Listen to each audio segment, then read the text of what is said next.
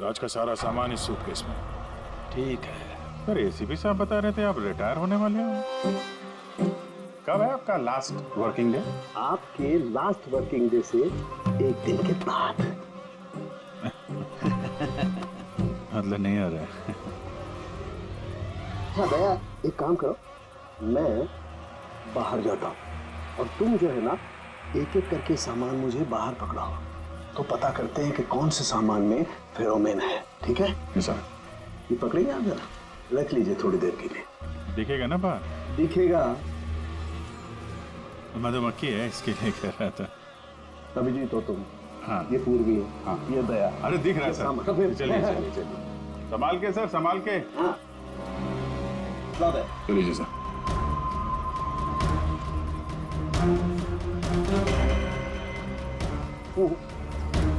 नहीं इसमें फेरोमोन नहीं।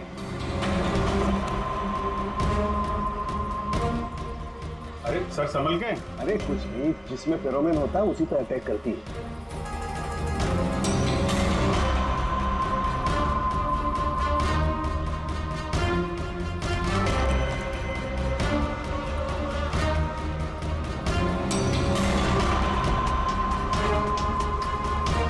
अरे हाँ।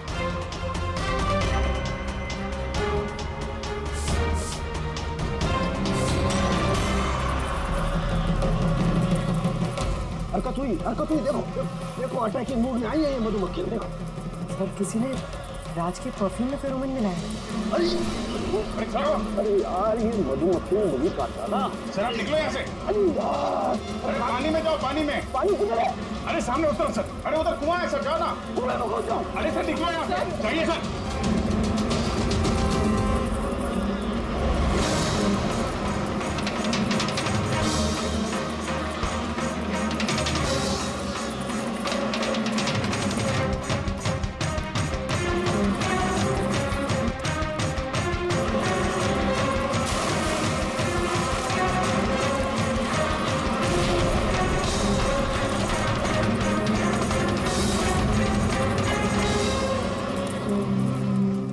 आप ठीक हो सर? बाप रे बाप, ये मधुमक्खियां आपको रिटायर नहीं होने देंगी सर।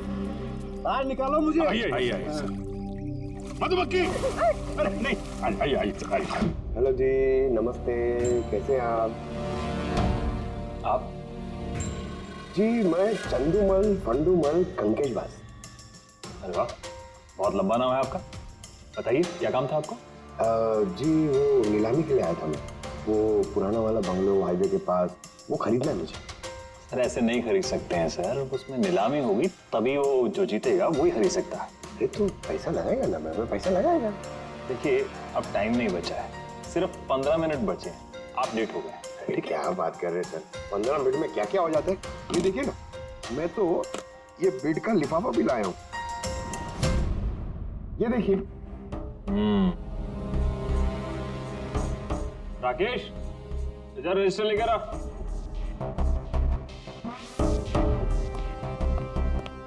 साहब को दो, एंट्री कीजिए सब। हाँ यहाँ पर एंट्री कर दीजिए। अच्छा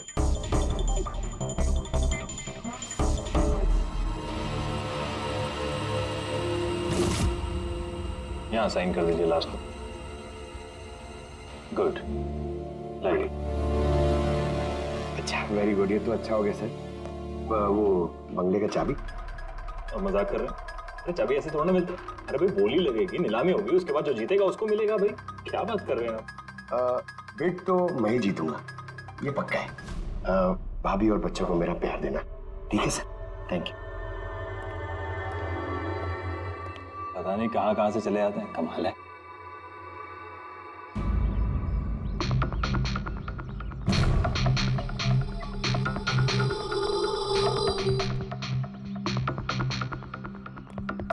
क्या भाई साहब काम हुआ? सर ये देखिए चंदूमल फंडूमल कंकेशवास का कमाल। उठ जाओ पंकज।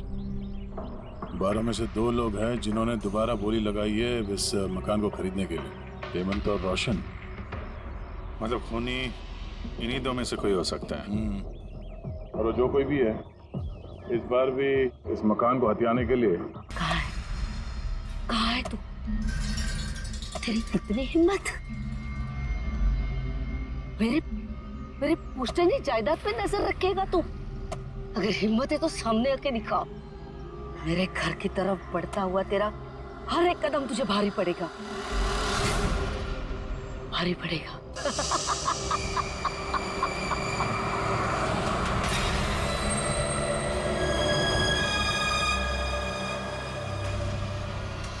यार यहाँ पे तो कोई भी नहीं दिख रहा, किससे पूछूं? इतना घना जंगल है, कोई साइन बोर्ड भी नहीं है यहाँ पे।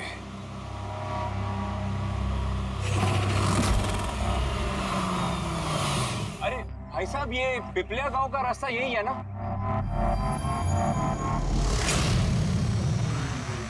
अरे सुनो ना भाई साहब, अरे बड़ा अजीब आदमी है।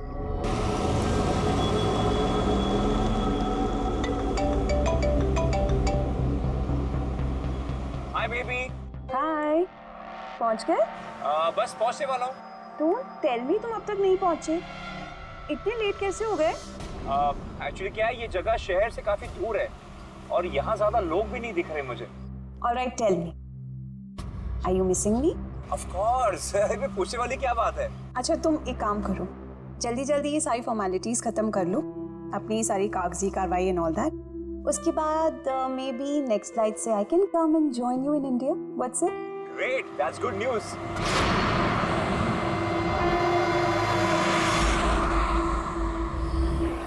अच्छा बेबी, मुझे लग रहा है कि मैं पहुंच गया हूँ, वो मकान दिख रहा है मुझे। अरे ये गेट क्यों बंद है?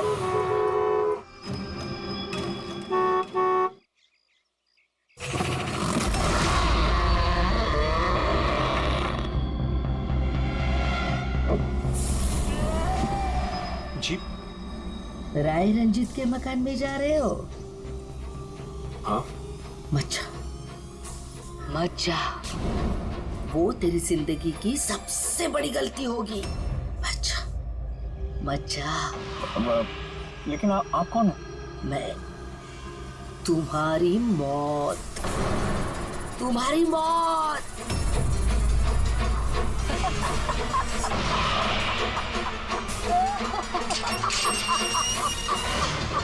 बुढ़िया चल चल, ले जा। अच्छा वरना तू भी मरेगा, तू भी मरेगा। मत जा वरना तू भी मरेगा, तू भी मरेगा। नमस्ते साहब, आप राज साहब हैं? हाँ हाँ हाँ हाँ। आइए आइए।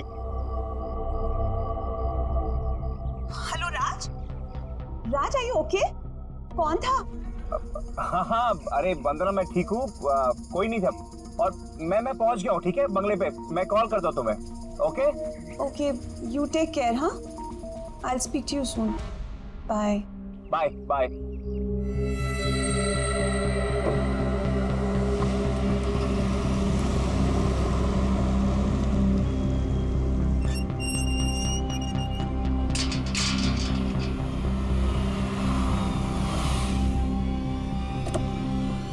आइए साहब।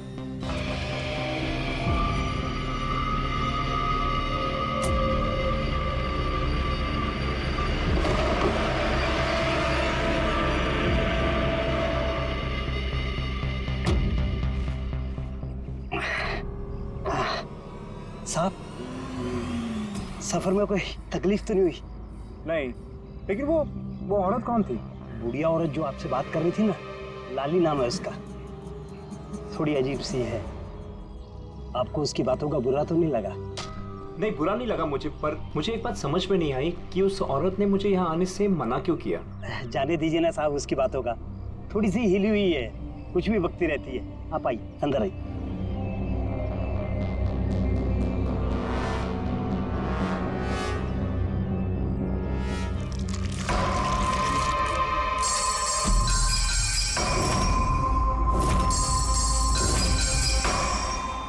ये आदमी तो मुझे बीच रास्ते में मिला था। उसका नाम कमल है, यहाँ का माली।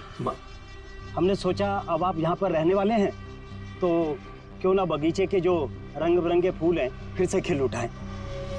अच्छा, आइए साहब।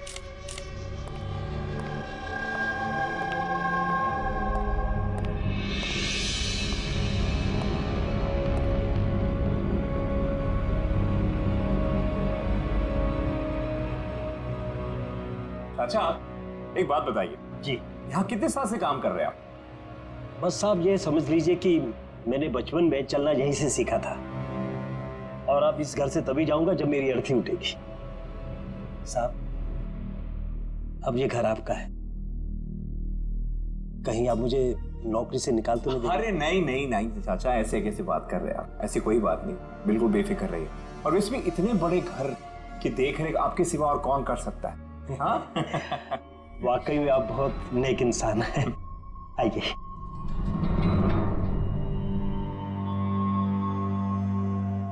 साहब ये है आपका रूम, वॉशरूम उधर है, आप फ्रेश हो जाइए, तब तक मैं आपके लिए खाने पीने का बंदोबस्त करता हूँ। ठीक है। ठीक है साहब।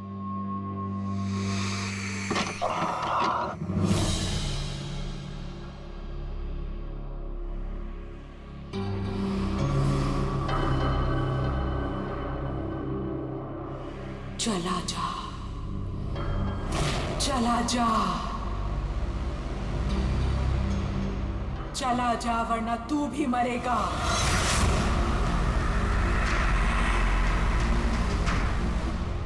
कौन?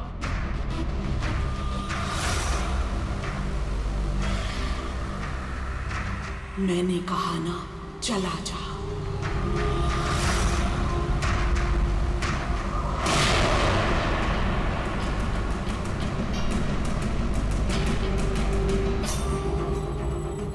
कौन है?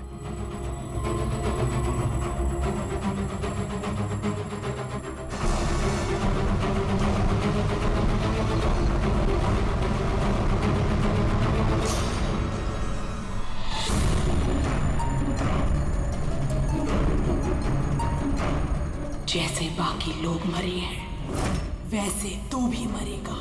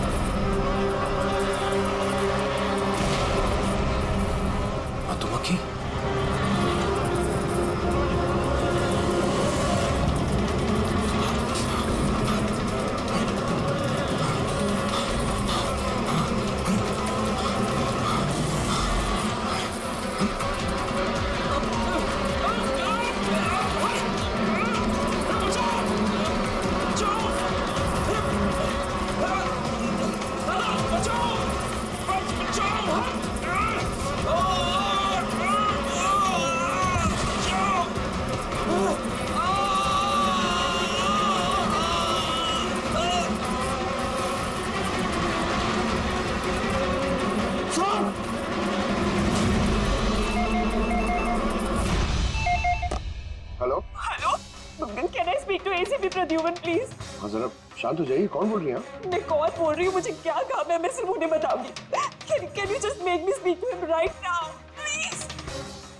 एक मिनट होल्ड करिए। सर, हाँ सर, फोन कॉल है। सर कोई लेडी है, बहुत रो रही है, कह रही है सिर्फ आपसे बात करेगी। Hello hello, ACP Pradyuman. हाँ मैं एसीपी प्रद्युमन बोल रहा हूँ। सर, हाँ कहिए। सर मैं वंदना बोल रही हूँ अमेरिका से। हाँ बताइए। सर मेरे साथ बहुत बहुत बहुत बुरा हुआ है सर। क्या हुआ आपके साथ? सर मेरे फियांसे राज इंडिया गए थे पुश्तैनी मकान खरीदते। सर मधुमक्खियों के काटने से उनकी मौत हो गई। अच्छा तो बताइए मैं क्या कर सकता हूँ आपके लिए? सर लेकिन मुझे लगता है कि उनकी मौत मधुमक्खियों के काटने से नहीं हुई।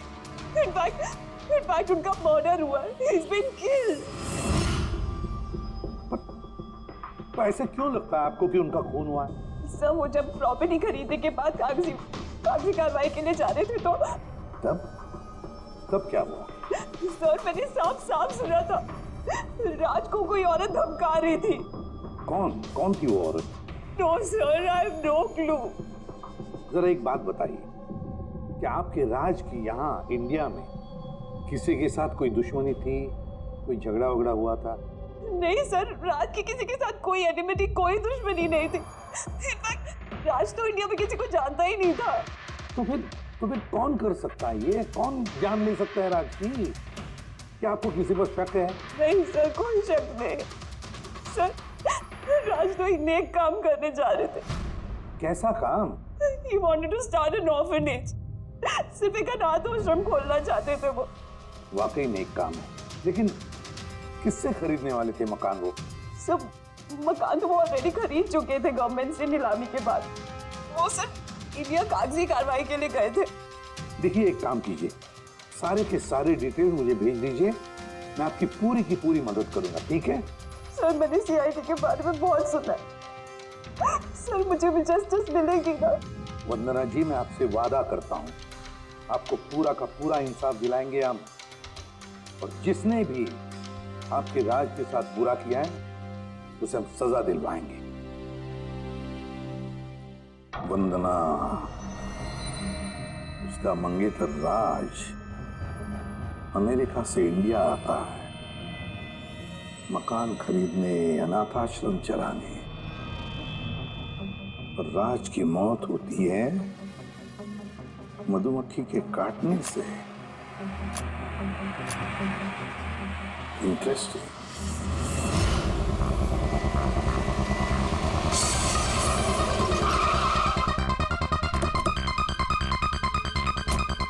सर यही वही बंगला है जो राज ने सरकार से नीलामी में खरीदा था। अच्छी खासी प्रॉपर्टी लग रही है। आप देखभाल करते हो उस जगह की? जी हाँ, कहिए। कहेंगे आप, हम सिर्फ सुनेंगे। क्या मतलब? सीआईडी? क्या बात होगी सर? राज राकेश नाम के एक आदमी का खून हुआ है यहाँ पे। बहुत बुरा हुआ सर उनके साथ। उन्होंने ही सरकार से ये मकान खरीदा था। हाँ, उन्हीं की बात कर रहे हैं। उनका खून नहीं हुआ, मधुमक्खियों के काटने से उनकी मौत हुई है। मैंने खुद अपनी आंखों से देखा था। नहीं देखा होगा आपने, लेकिन यहाँ इस बंगलों में आने से पहले किसी औरत ने उन्हें धमकी दी थी। कुछ जानते हो उस औरत के बारे में?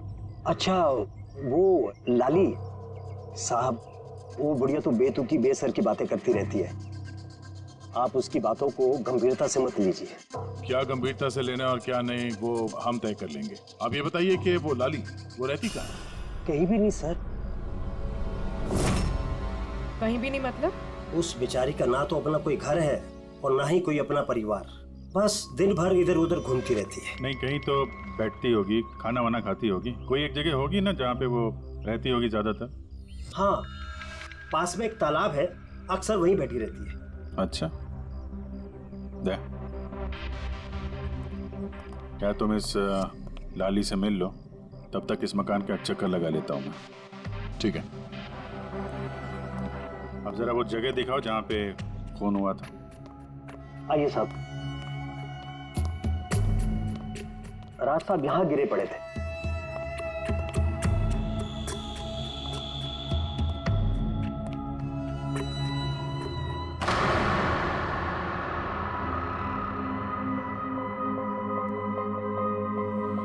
पहले मधुमक्खियों ने राज साहब को मारा, फिर वो खुद मर गए।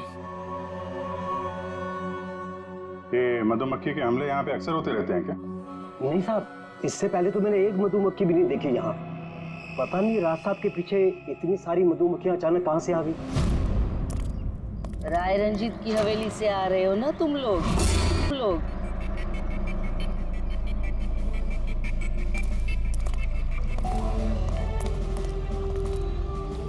क्या कहा आपने?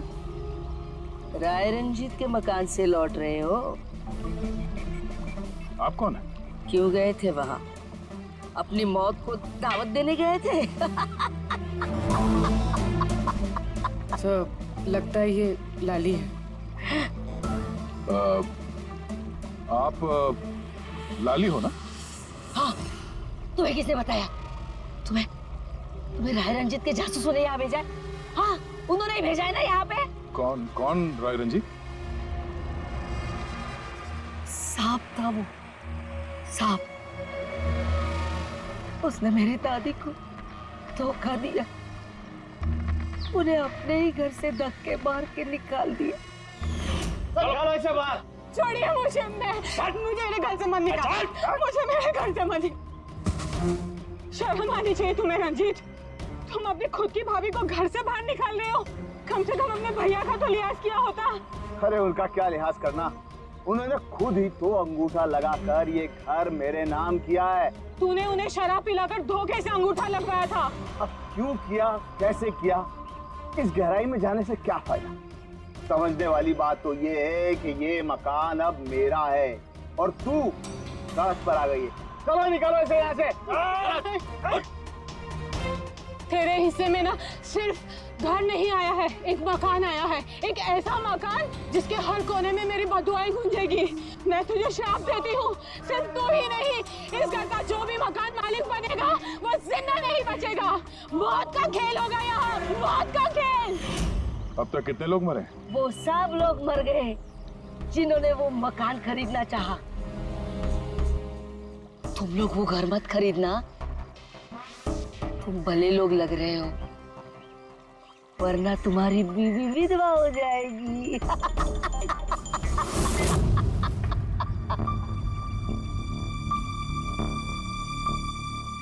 माँ जी,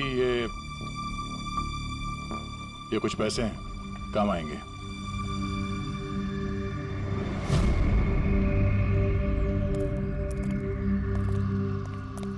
सर, लगता नहीं है इसका राज की मौत में कोई हाथ है। ये तो खुद बेचारी सदमे और विश्वास में लग रही है। हो सकता है राज की मौत कोई मर्डर ही ना हो, कोई हादसा हो।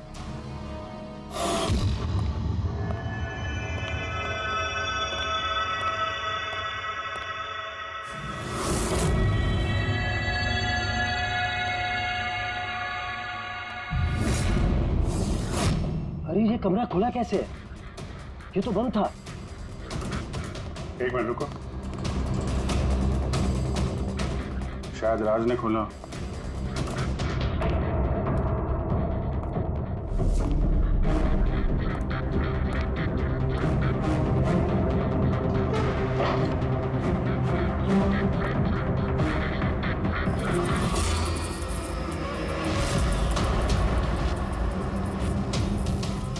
ये है तो छत्ता यहाँ पे।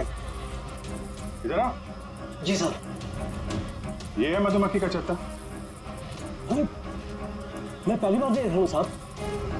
तो ये राज यहाँ इस स्टोर रूम में क्या करने आया था? साहब शायद बंगलू देखने आए होंगे। अच्छा, और उस वक्त तुम खाना लेने गए थे? जी सर।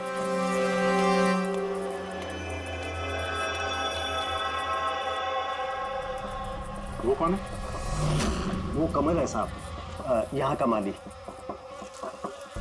जब राज साहब की मौत हुई थी तो ये था यहाँ पे? जी हाँ था। कमल इधर आओ, साहब बुला रहे। जी सर। कमल, जब राज साहब की मौत हुई थी तो यहाँ आसपास किसी अनजान आदमी को देखा था तुमने? कोई अजीब सी घटना हुई हो? नहीं साहब। तो ये छत्ता यहाँ पे है तो तुम्हें कुछ काम करने में परेशानी नहीं होती? मधुमक्खी ने काटा नहीं तुमको कभी? नहीं सर, मधुमक्खी तो तब काटती ना जब यहाँ कोई छत्ता होता। पहले तो मैंने छत्ता यहाँ देखा ही नहीं साहब।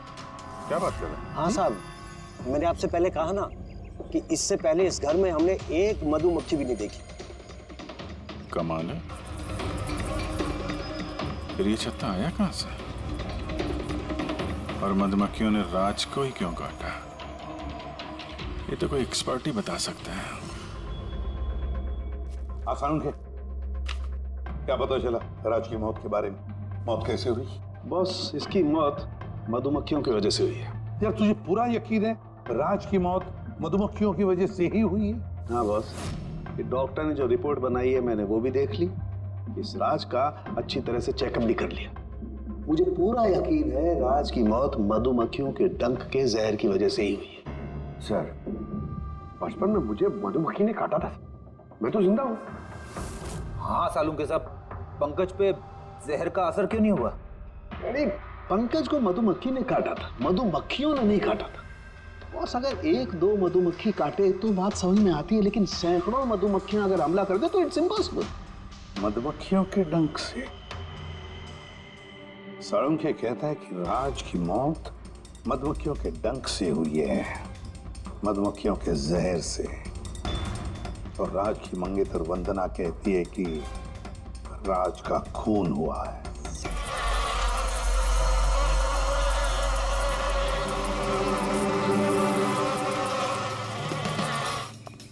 100% इस छत्ते को बाहर से लाकर यहाँ पर लगाया गया।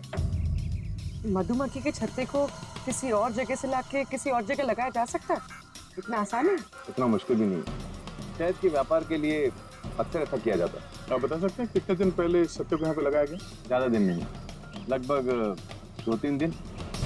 सर, अगर मान भी ले कि खूनी ने ये छत्ता यहाँ पर इसलिए लगाया था कि वो राज को मार सके, लेकिन उसे कैसे पता था कि ये मधुमक्खियाँ राज पे ही हमला करेंगे, किसी और पे नहीं? मधुमक्खियाँ बिना वजह किसी पे भी डंक नहीं मारती, क्योंकि डंक मारने के बाद उनकी खुद की भी मौत हो जाती है। तो ऐसी क्या चीज़ है जो उन्हें उत्तेजित करती है अटैक करने के लिए? देखिए, जब उन्हें लगता है कि सामने वाले इंसान से उन्हें कुछ खतरा है। अच्छा केदार साहब, ऐसा हो सकता है क्या कि मधुमक्खियों को ट्रेन किया जा सके कि वो किसी एक आदमी पे हमला करें? कैसी बातें करते हैं अभिजीत साहब, ये मधुमक्खियाँ शार्प शूटर नहीं कि कोई भी इन्हें कह दे कि फला फला को डंक मारकर आ जाए। अच्छा, आपने अभी भी कहा कि ये मधुमक्खी किसी को काटने के बाद ये खुद भी मर जाती है, तो ऐसी क्या मजबूरी है कि वो किसी को काटती है? जरा डिटेल में समझाएंगे? मधुमक्खी जब भी किसी को डंक मारती है तो फेरोमोन नाम का एक गंध छोड़ती है, जिससे कि बाकी मधुमक्खियां सचेत होकर सब मिलकर उस पर हमला कर देती हैं। इसीलिए मैंने पहले भी कहा था, मधुमक्खियां बिना वजह किसी पे भी हमला नहीं करती। जरूर राज ने मधुमक्खी के छत्ते के साथ कुछ छेड़खानी की होगी। सर, खूनी को कैसे पता था कि राज इस छत्ते के साथ छेड़खानी करेगा? कहीं ये मौत वाकई हादसा तो नहीं? नहीं पूर्वी, राज के आने के ठीक 2 दिन पहले इस छत्ते को यहाँ पे लगाना ये कोई संयोग तो नहीं हो सकता। सर, राज की मौत के बाद ये घर वंदना के नाम हो जाएगा, कहीं इन सबके पीछे वंदना तो नहीं है? वंदना इंडिया कब आ रही है? What nonsense! How could you even think like that? आप ऐसे कैसे सोच सकते हैं कि राज की मौत के पीछे मेरा हाथ हो सकता है? और फर्ज कीजिए कि राज की मौत के पीछे मेरा हाथ था, तो मैं आप लोगों को फोन क्यों करती? पुलिस तो ऑलरेडी ये केस क्लोज कर चुकी थी ना। देखिए, हम सिर्फ पूछ रहे हैं। वैसे राज जी के बाद ये मकान किसके नाम पे है? I don't know. राज ने गवर्नमेंट से मकान खरीदा था, तो शायद गवर्नमेंट को वापस मिल गया। मुझे अभी तक कोई नोटिस नहीं है। हाल फिलहाल में राज का किसी के साथ कोई झगड़ा हुआ था? I have already told you that Raj एक नेक दिल इंसान थे और उनका किसी से दुश्मनी होना वाज इम्पॉसिबल। अगर मुझे पता होता कि राज की नेक दिली उनकी जान ले लेगी तो मैं उन्हें कभी इंडिया आने ही नहीं देती। ये अनाथ आश्रम खोलने का ख्याल राज जी के दिमाग में कैसे आया? राज खुद अनाथ थे, इसलिए वो दूसरे अनाथ बच्चों की फीलिंग समझते थे। वो अनाथ बच्चों को घर जैसा माहौल देना चाहते थे, और जैसे उन्हें पता चला कि गवर्नमेंट ये मकान नीलाम कर रही है तो राज ने सबसे ऊंची बोली लगाकर ये मकान खरीद ली। तो कहीं इस राज की मौत का कारण ये घर तो नहीं है? हो सकता है कोई और भी इस घर को खरीदना चाहता था, राज बीच में आ गया इसलिए। What? कोई इतना नीच कैसे हो सकता है? इस दुनिया से इंसानियत उठ गई है क्या? इंसानियत है वंदना जी, इंसानियत है, लेकिन कुछ लोग हैं जो इंसानियत में जहर घोलने पर तुले हुए हैं। पता करते हैं किस किस को दिलचस्पी थी इस प्रॉपर्टी में। देखिए सर, मैं आप लोगों को नहीं बता सकता हूँ कि राज जी के अलावा किन किन लोगों ने इस नीलामी में हिस्सा लिया था। सॉरी। क्यों नहीं बता सकते? देखिए, ये सरकारी सर इंफॉर्मेशन है, ऐसे किसी के साथ शेयर नहीं कर सकता हूँ मैं। हम भी तो सीआईडी का ही काम कर रहे हैं। हाँ, वो सब ठीक है, लेकिन क्या है कि अगर सरकारी नोटिस मिल जाए तो मैं ये आपको इन्फॉर्मेशन दे सकता हूँ, उसके बिना नहीं दिखा सकता सर। नोटिस मिल गया। आप खुश हैं? आप देखिए, अगर काम कायदे से होता है तो अच्छा लगता है, हाँ ठीक है, ये लीजिए, ये लीजिए। कुल मिलाकर सर 12 लोग थे जो इस बंगलो को खरीदना चाहते थे सर। सर इस बंगलो के पास एक्चुअली सरकार एक हाईवे बना रही है, इसलिए सब लोग बढ़ चढ़कर बोली लगा रहे हैं और हर कोई इस बंगलो को खरीदना चाहता है। अच्छा, ये राज जी की मौत के बाद अब ये मकान किसको मिलेगा? देखिए, राज जी ने कागजी कार्यवाही पूरी नहीं की थी, इसलिए नीलामी अब दोबारा से होगी और जो विजेता होगा उसको ये बंगलो मिल जाएगा। आई सी। और ये नई नीलामी कब होगी? देखिए सर, अभी उसकी डेट तो तय नहीं है सर, लेकिन आपको एक बात और बताना चाहूंगा सर कि राज्य से जितने भी बिल्डर्स थे वो काफी भड़के हुए थे, काफी नाराज थे, क्योंकि उन्होंने सबसे ज्यादा बोली लगाई थी। नहीं सर, एक्चुअली उन्होंने डेडलाइन के बाद बिड सबमिट की थी सर, इसी वजह से लोग नाराज थे उनसे। लेकिन अगर डेडलाइन के बाद उन्होंने बिड किया था तो सरकार ने एक्सेप्ट कैसे कर लिया? सर एक्चुअली वहां पर वो अनाथ आश्रम खोलना चाहते थे और सर अमेरिका से जो इंडिया का वक्त का फर्क है सर वो 9.5 घंटे का है, इसलिए सरकार ने वो बिड एक्सेप्ट कर ली थी। देखिए, अब घर तो उसी को मिलेगा जिसकी किस्मत में होगा सर। किस्मत में नहीं भी होगा तो उसने अपनी किस्मत की रेखाएं बदलने के लिए कोशिश तो की होगी और जरूर इस लिस्ट में से ही कोई होगा वो। ललित जी, अब तो ये दोबारा नीलामी होगी, तो जिन लोगों ने अप्लाई किया है इस दूसरे नीलामी के लिए, क्या हम उनकी लिस्ट देख सकते हैं? नो सॉरी, ये लिस्ट आपको मैंने इसलिए दिखा दी कि ये नीलामी हो चुकी है, लेकिन वो जो नई लिस्ट आने वाली है सर वो तो आप किसी भी कीमत पर नहीं देख सकते। अब ये वक्त आ गया है कि बता दिया जाए कि नीलामी का विजेता आखिर है कौन, और मुझे बताते हुए बहुत खुशी हो रही है कि नीलामी के जो विजेता है मिस्टर रोशन। रोशन जी, आपको बहुत बहुत बधाई। 1 मिनट, काय की बधाई हो? सबसे ज्यादा बिड मैंने लगाई थी, ये कैसे जीत गए? देखिए भाई साहब, आपको कोई गलतफहमी हुई है, सबसे ज्यादा बिड मिस्टर रोशन ने लगाई थी, इसलिए रोशन को मकान दे दिया गया। ऐसा हो ही नहीं सकता, मैंने बहुत ऊंची बोली लगाई थी, ये बिड मुझे मिलनी चाहिए थी। आप ऐसे ही बात कर रहे हैं सर, मैंने तीनों लिफाफे चेक किए हैं और चेक करने के बाद मिस्टर रोशन की कीमत सबसे ज्यादा थी, इसलिए मिस्टर रोशन को मकान दे दिया गया है। प्लीज कम ऑन यार, अब हार गए हो तो बच्चों की तरह रो मत, बिजनेस है, ऊंच नीच होती रहती है। बिजनेस में बेईमानी नहीं चलेगी। ये दिखाइए, आप पहले वो लिफाफे दिखाइए, मुझे अभी देखना है किसने कितने बिड करी है। दिखाइए दिखाइए दिखाइए, लाइए, मुझे भी चेक। नहीं नहीं नहीं, ये नहीं दिखा सकते, ये नियम के खिलाफ है। चीटिंग करना भी नियम के खिलाफ है। मैंने 7 करोड़ की बिड करी है, 4 करोड़। इनके अभी हेड ऑफिस से फोन आएगा और बोलेंगे कि मैंने सिर्फ 3 करोड़ लगाए। कोई फोन नहीं, 4 करोड़ कम। आपके कहने से फोन आएगा। चलो उठाओ, फोन उठाओ तुम्हारा अभी। ये मुझे क्या करना है क्या नहीं करना है ये आप मुझे नहीं बताएंगे। आप ललित जी, आप तो बड़े कायदे कानून की बातें किया करते थे और फोन भी नहीं उठा रहे हैं। भाई ये तो बहुत गलत बात है, आप ब्यूरो चलिए हमारे साथ। आप कहाँ खिसक रहे रोशन जी? आप हमें मिठाई नहीं खिलाएंगे? नई प्रॉपर्टी ली है आपने? आइए, आप ही आइए। आइए आइए। सर रोशन जी बिल्कुल ठीक बोल रहे हैं सर। सर रोशन जी का इससे कुछ लेना देना नहीं है, जो भी फ्रॉड हुआ है सर मैंने किया है। ये रोशन का जुर्म अपने सिर पर क्यों ले रहे हो? अच्छा खासा पैसा दिया है क्या रोशन ने तुम्हें? और एक बात याद रख लो, ये पैसा खर्च करने को नहीं मिलेगा, क्योंकि तुरंत फांसी होगी तुम्हें। सर इतनी सी बेईमानी के लिए फांसी चढ़ा देंगे? नहीं नहीं नहीं, बेईमानी के लिए नहीं, खून के लिए, खून के लिए फांसी होगी। सर खून? किसका खून सर? राज राकेश का खून, जिसने पिछली नीलामी में वो घर, वो प्रॉपर्टी खरीदी थी। सर लेकिन मैंने किसी को नहीं मारा सर। सर मैंने नहीं मारा है सर किसी को। पता है, इस रोशन ने मारा है, तो इसकी पोल खोल दो, वरना इसके पाप का मटका तुम्हारे सिर पे फूट जाएगा। सर ये क्या कह रहे हैं सर आप? मैं भला राज को क्यों मारूंगा सर? इस प्रॉपर्टी के लिए, और किस लिए? क्या कह रहे हैं आप सर?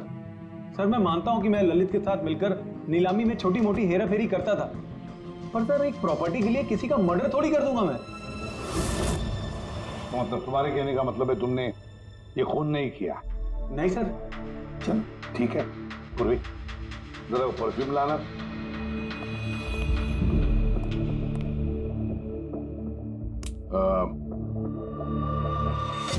ये परफ्यूम छिड़क दूं?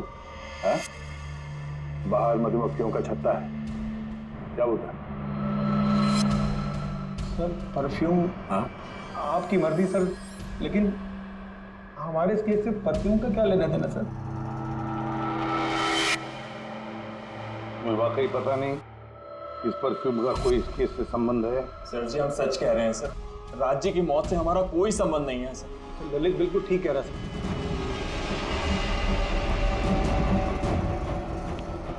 सर। अगर ये खून रोशन ने नहीं किया तो फिर बचता है वो वही एक। इन कागज से साबित होता है कि तुम राय रंजीत के पोते हो। तुम्हारे पास तो बहुत बड़ी वजह थी इस मकान को वापस पाने के लिए, क्यों? देखिए, राय रंजीत का पोता होने से यह साबित नहीं होता कि यह खून मैंने किया है। हेमंत जी, खूनी कभी कभी अपने जुर्म के सबूत अपने साथ लेकर चलता है, जैसे तुम। मैं समझा नहीं। मैं समझाता हूं। ये रहे सबूत। कमाल है सालू के साहब, सेफ्टी सूट पहनने के बावजूद भी आप दोनों को मधुमक्खियों ने काटा। हाँ, कभी कभी सेफ्टी सूट पहनने के बाद भी मधुमक्खियां डंक मार सकती हैं, और फिर मधुमक्खी के छत्ते को इधर से उधर ले जाने में तो और भी ज्यादा अटैक हो सकता है, नहीं? ठीक, देखिए वो दरअसल बहुत हो गया हेमंत, तुम्हारी बेगुनाही का और भी कोई सबूत चाहिए? जी नहीं, मैंने ये सब किया था। जब राज बंगले में घुसा तब मैं वहीं था, और मौका देखकर मैं बंगले में घुस गया था। मैंने परफ्यूम की बोतल के अंदर फेरोमोन मिला दिया। उसके बाद राज को आवाज से डिस्ट्रैक्ट किया, मधुमक्खी के छत्ते तक लेकर गया, और उसके बाद का काम मधुमक्खियों ने कर दिया था। मुझे मेरा पुश्तैनी मकान वापस चाहिए था। वाह रे वाह, अपने पुश्तैनी मकान के लिए तुमने एक नेक इंसान का खून कर दिया। कानून तुम्हें कभी माफ नहीं करेगा। तुम्हें कम से कम आजीवन कारावास की सजा होगी। ले जाओ इसे पंकज।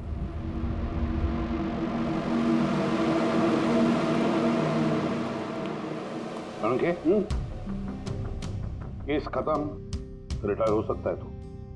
मुझे रिटायर होना ही नहीं है। कल तक तो बोल रहा था रिटायर करूं।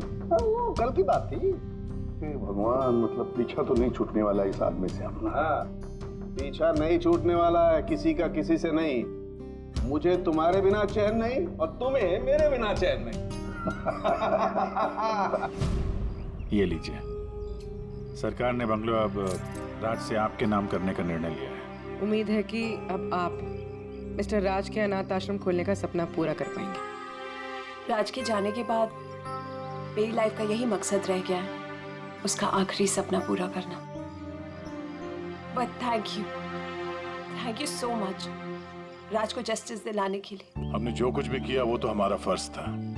आपको और कोई मदद की जरूरत हो तो हमें जरूर याद करिएगा। कभी कभी आते रहिएगा, उन बच्चों को भी आपसे इंस्पिरेशन मिलेगी। ये भी कोई पूछने की बात है? हो सकता है उन बच्चों में हमें कोई हमारा नया सीआईडी ऑफिसर मिल जाए।